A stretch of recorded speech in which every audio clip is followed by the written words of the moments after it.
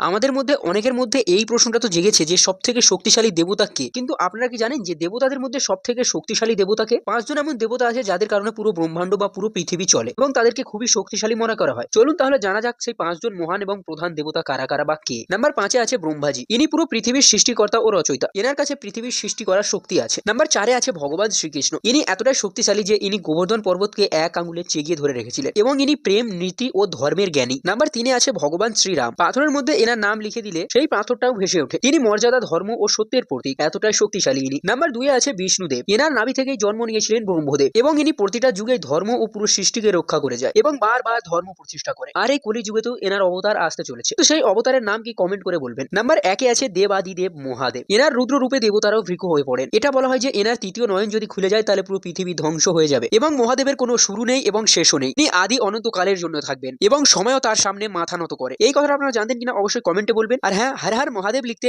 একদমই ভুলবেন না।